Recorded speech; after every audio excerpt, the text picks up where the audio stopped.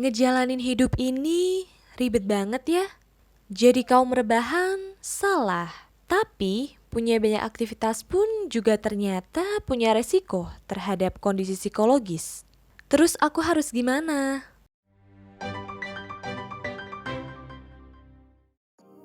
Hai, Assalamualaikum. Aku Adele kembali menyapa lewat suara ini. Semoga teman percaya yang sedang melihat dan mendengarkan video ini dalam keadaan yang sehat ya. Siapa nih di antara teman percaya yang saat ini lagi sibuk banget dengan berbagai aktivitas? Nah, coba tanyakan ke diri sendiri. Apakah dari berbagai aktivitas yang dijalani, teman percaya merasakan manfaatnya? Atau justru sebenarnya teman percaya hanya sebatas tidak ingin menyanyiakan waktu yang ada? Sehingga selalu berpikir bahwa produktif menjadi suatu keharusan atau hal yang wajib. Nah, coba deh evaluasi lagi. Mungkin sebagian dari teman percaya akan ada yang mulai bertanya-tanya nih. Emang salah ya? Kalau jadi orang yang sibuk, punya banyak aktivitas, produktif setiap hari? Oke, menarik banget emang hal ini untuk dibahas. Toxic productivity. Ada yang sudah pernah mendengar, membaca, atau mungkin melihat pembahasan terkait ini? Dalam situasi pandemi ini, ternyata fenomena toxic productivity menjadi topik yang sering diperbincangkan.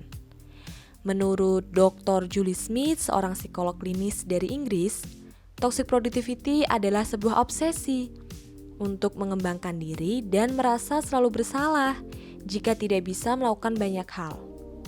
Bahkan seorang psikiater, Erika Fitri Yulianti, mengatakan bahwa orang yang toxic productivity tidak mau berhenti melakukan aktivitas walaupun sebenarnya tugasnya sudah selesai. Kira-kira kenapa ya hal ini bisa terjadi?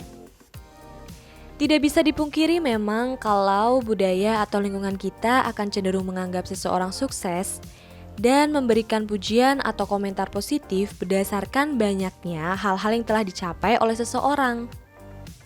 Selain itu, hakikat alamiah seorang manusia yang secara sadar atau bahkan tidak disadari senang untuk membanding-bandingkan progres dirinya dengan orang lain, terlebih dengan maraknya penggunaan sosial media saat ini. Pada akhirnya, hal-hal tersebut yang membuat orang selalu merasa harus berlomba-lomba untuk selalu memberikan banyak progres setiap harinya. Toxic productivity semakin banyak dialami selama kondisi pandemi saat ini. Akibat kegiatan dan mobilitas di luar rumah yang sangat terbatas, banyak waktu luang yang tanpa disadari justru membuat gelisah karena seakan tak ada hal yang bisa dilakukan. Dan pada akhirnya, memaksakan diri untuk membuat kegiatan agar tak merasa bersalah. Bahkan seorang bisnis coach Simon Milasas mengatakan bahwa toxic productivity bisa membuat kamu merasa gagal jika tak melakukan kegiatan apapun. Jika sudah terjebak dalam kondisi ini, kamu akan fokus terhadap sesuatu yang belum bisa terselesaikan dibanding melihat yang sudah tercapai. Ada beberapa ciri toxic productivity nih, teman percaya. Coba nih, simak baik-baik ya. Karena jangan-jangan tanpa kita sadari, kita punya kecenderungan juga untuk terjebak dalam toxic productivity. Yang pertama adalah memiliki ekspektasi tidak realistis. Orang yang terjebak dalam toxic productivity biasanya akan membuat target yang cenderung memaksakan atau melebihi standar kemampuannya dalam satu rentang waktu yang sama atau berurutan. Misalkan, dalam 1 bulan harus mampu menguasai beberapa bahasa sekaligus, atau dalam 1 bulan wajib mengikuti beberapa kompetisi. Mencoba untuk selalu mengembangkan diri adalah mindset yang bagus. Tapi ingat ya, bahwa semua butuh proses dan tidak jarang membutuhkan waktu yang tidak sebentar. Yang kedua adalah menjalani aktivitas berlebih hingga sakit. Biasanya orang yang terjebak dalam toxic productivity akan mulai sering mengabaikan hal-hal penting seperti misalnya sering menunda waktu untuk makan. Memiliki banyak aktivitas memang sah-sah saja. Namun sesungguhnya tubuh punya batasnya sendiri. Tidak hanya secara fisik tetapi juga secara psikis. Orang yang terjebak dalam toxic productivity cenderung mengabaikan sinyal dari tubuh ketika sudah mulai lelah dan butuh istirahat. Bahkan baru akan tersadar ketika jatuh sakit. Yang ketiga adalah kualitas istirahat yang buruk. Memang sudah sewajarnya jika tubuh kita secara fisik dan psikis butuh waktu untuk istirahat setelah melakukan banyak aktivitas. Namun, bagi orang-orang yang terjebak dalam toxic productivity, justru akan merasa bersalah jika ada waktu senggang yang tidak dimanfaatkan untuk melakukan kegiatan. Yang keempat adalah kehilangan makna kehangatan dalam bersosialisasi. Berkumpul santai untuk sekedar mengobrol dengan orang-orang terdekat menjadi hal yang sangat menyenangkan dan selalu dirindukan. Namun ternyata bagi orang-orang yang terjebak dalam toxic productivity, hal ini justru dianggap sebagai hal yang membuang-buang waktu karena tidak ada aktivitas yang menghasilkan progres atau pencapaian yang diperoleh. Jadi gimana nih teman percaya? Ada nggak nih di antara kalian yang ngerasa memiliki kecenderungan terjebak dalam toxic productivity? Tenang, ada beberapa hal yang bisa kita lakukan agar terhindar dari toxic productivity.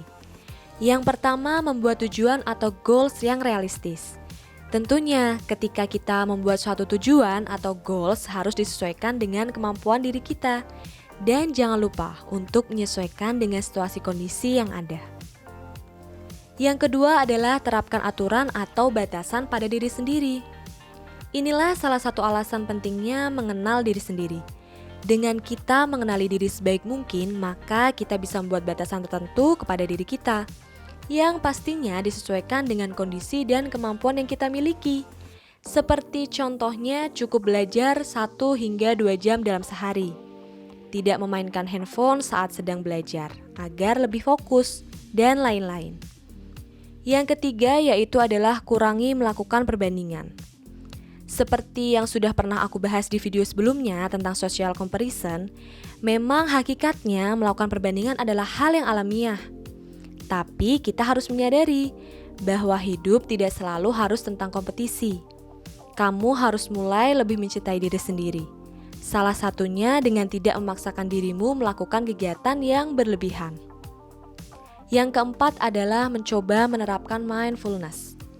Mindfulness membuat seseorang menjadi lebih fokus terhadap situasi atau keadaan saat ini dan berupaya untuk menerima dengan terbuka tanpa menghakimi.